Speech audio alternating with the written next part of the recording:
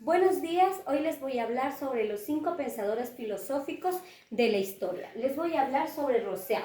¿Quién fue Rousseau? Rousseau fue un crítico del pensamiento político filosófico que fue considerado uno de los principales líderes intelectuales dentro de la Revolución Francesa.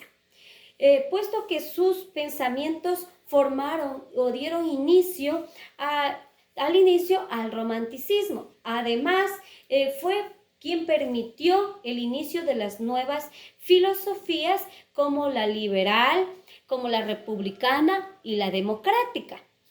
¿Cuáles fueron sus principios básicos? Fue el del sistema democrático. ¿Cuáles fueron sus principios? Él propuso el derecho como el principal fuente del orden social. También estableció la libertad como valor moral, ¿no? También constituyó una percepción positiva del ser humano.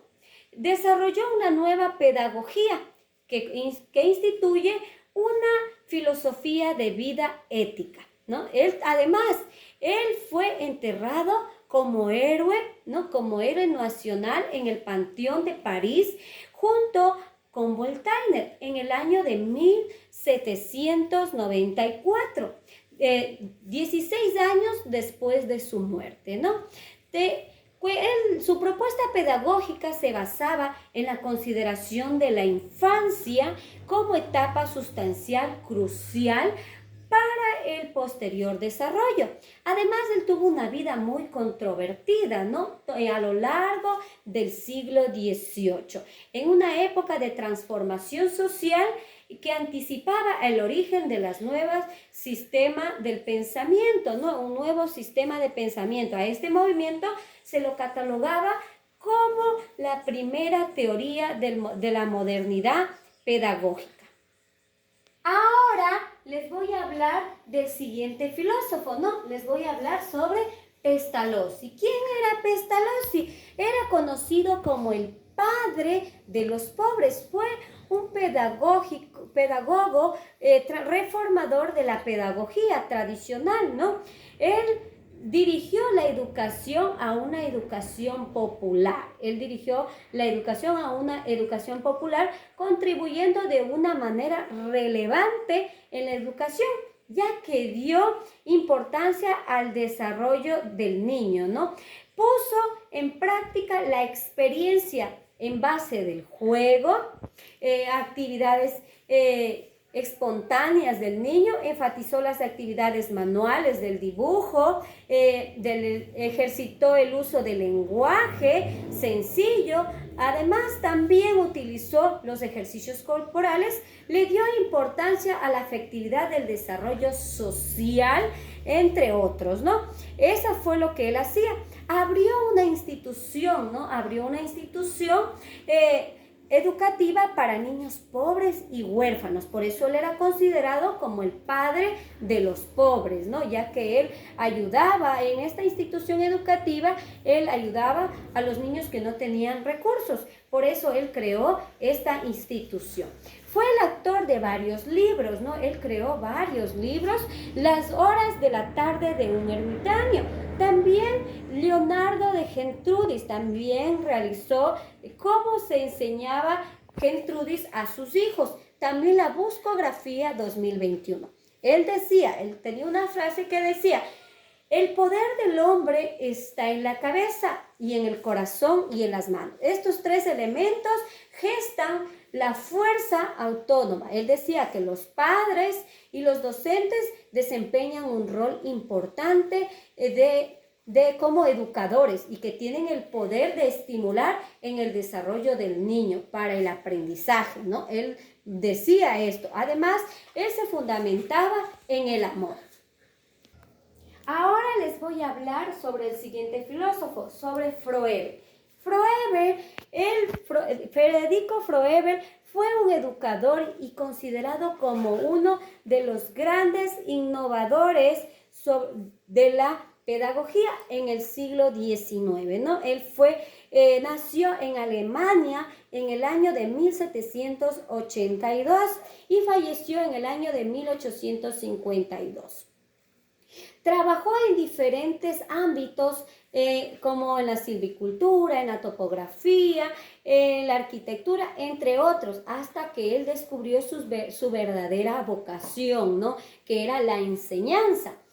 En el año de 1816 fundó una escuela llamada Instituto Universal, ¿no? Instituto Universal, donde él universal en Alemania, ¿no? Esta institución comenzó a desarrollar sus ideas para la educación de niños de 3 a 7 años. En el año de 1837, en Blankenberg, la primera institución dedicada exclusivamente para la educación de niños pequeños, ¿no? Él es el que crea, el que da inicio a esta educación para niños, lo cual ahora lo conocemos como el jardín de niños, ¿no? Él da la educación, da la prioridad para la educación de los niños pequeños, que dice que debe empezar desde 3 a 7 años, ¿no?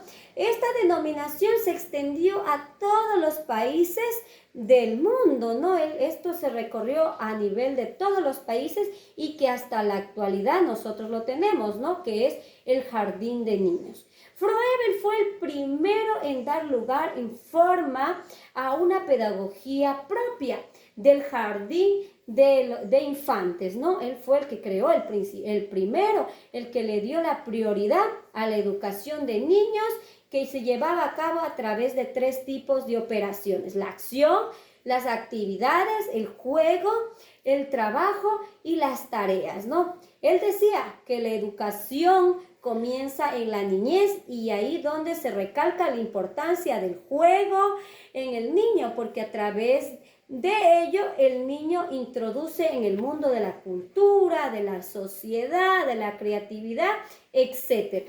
Y decía que debe ser en un ambiente lleno de amor y libertad. Ahora les voy a hablar sobre el filósofo Dewey, ¿no? Sobre el pensador y filósofo Dewey. ¿Quién fue? Fue un filósofo, pedagogo y psicólogo norteamericano, ¿no? John Dewey nació en una ciudadela del yanquismo de Nueva Inglaterra, en el seno de una familia colonizadora humilde, de origen humilde, ¿no? Fue uno de los fundadores del New School for Social, ¿no? Él fue de una escuela progresista y experimental, donde enfatizaban el intercambio de las ideas intelectuales entre las artes y las ciencias sociales, ¿no? Este pedagogo definía la participación activa de los alumnos en unos procesos de aprendizaje. En este sentido, pensó que la escuela basada en la permanente actividad del alumno para despertar sus sentimientos, sus emociones, y para adquirir los conocimientos mediante la experiencia. Dewey concibe una reconstrucción del orden social. El educador es un guía y un orientador de los alumnos. Dewey decía que nosotros como educadores, ¿no?, somos el guía y el orientador a nuestros alumnos. Somos quienes vamos a orientar, ¿no?, quienes vamos a guiar a los conocimientos a nuestros alumnos. Sostenía que lo ofrecido por el sistema educativo de la época no proporcionaba a los ciudadanos una preparación adecuada para la vida en una sociedad democrática. Dewey falleció el 1 de junio de 1952 en Nueva York. Ahora les voy a hablar sobre el último filósofo, ¿no? Freinet. Él nació en el año de 1896 en Celestine, ¿no? Celestine Freinet nació en el año de 1896, un 15 de octubre, en un pequeño pueblo de los Alpes Marítimos, ¿no?, franceses, y murió en el año de 1966 en Vence. Su juventud transcurrió trabajando él pastoreaba, ¿no? Toda su juventud pasó en el campo pastoreando sus rebaños. Luego él decide estudiar un curso, ¿no? Y luego de ese curso, él ya empieza a trabajar en una escuelita en un pueblo pequeño, donde él ya comienza con la imprenta, ¿no? Él comienza a hacer sobre la imprenta impresa, ¿no? Él empieza desde ahí y luego él ya va a un congreso de educación. También él participa en un congreso de educación. Además, él también, propone, ¿no? Él propone dentro de las escuelas, propone un centro de su actividad propia del estudiante, tomando en cuenta que los intereses, ¿no?, de los niños y niñas, además que se manifiestan que ya que los tiempos cambian, la escuela también debe ir cambiando, debe irse transformando, ¿no? También no debe quedarse anclada en el pasado. Él decía que la escuela debe irse transformando, cambiando. Si los tiempos van cambiando, que la escuela también tiene que irse transformando, ¿no? Y que no quedarse anclada en el pasado y que debe ofrecer una educación conectada con la realidad. Es decir, que la pedagogía debe adaptarse a los cambios que se ha ido transformando en la vida de los pueblos, ¿no? Considerado al método tradicional, cómo va el método que se propone, que va haciendo, ¿no? Que va realizando, se va cambiando, necesita un método que se opone a la vida, ¿no? Según Freire, las primeras manifestaciones de la vida social se realizan en la escuela y por ello dice que la educación debe ir integrada, ¿no? Se debe integrar a la comunidad y a la familia, que debe ir integradas, tanto la comunidad como la familia, generando una formación de conceptualización de la vida escolar, con una organización funcional. Freire sostiene que la idea del tanteo experimental considera que los aprendizajes se efectúan a partir de sus propias experiencias, de la manipulación de la realidad para realizar